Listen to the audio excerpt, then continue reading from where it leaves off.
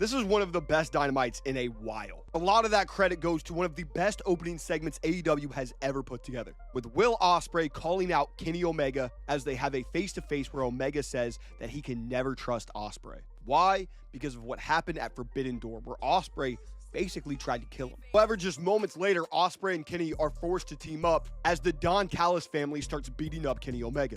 They brawl through the entire arena, and we see an insane double moonsault from Kenny Omega and also Will Ospreay. Kenny says that he was wrong to not trust Will Ospreay, and Kenny throws out the challenge for Ospreay and Takeshita at Grand Slam Australia.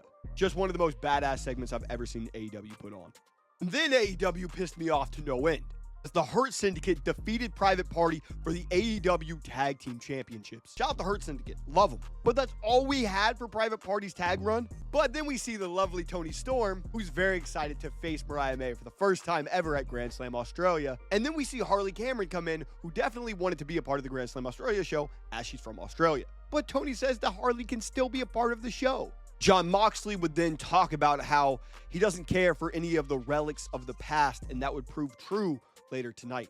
We had Jeff Jarrett coming out talking about MJF and not wanting to stoop to MJF's level, but Jarrett was then knocked out by Claudio, as he says that Jarrett's not getting to Mox until he has to get through him. Speaking of matches, we get a great one here, a Lucha Underground rematch as we have Swerve and AR Fox. Ricochet came out attempting to cost Swerve. Nana ran him off with a pipe, shout out Riho. Swerve would get the victory on Fox. After the match, it would go to the Titantron as Ricochet threatens to shank Nana with scissors. MJF interrupts what's supposed to be Hangman's match, running down Jeff Jarrett once again.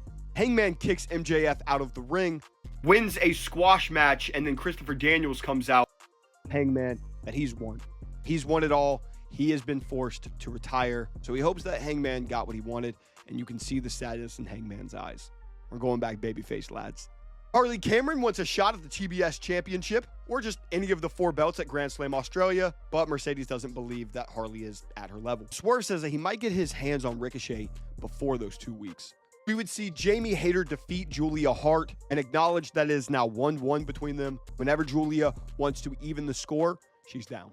We also had this dope-ass video package of the new Hounds of Hell, and I really want the Hounds of Hell to introduce the dog as a character. We then get to the main event where Cope would defeat Pac, but after the match, the Death Riders are taking out Rock and Roll Express and FTR. As Cope is alone, it looks like the Death Riders are about to destroy Cope when Jay White tries to come in, but it doesn't work out for him either. Numbers game is too much. I wish that they would have done something a little bit more dramatic for the ending, but God, was this a solid ass Dynamite.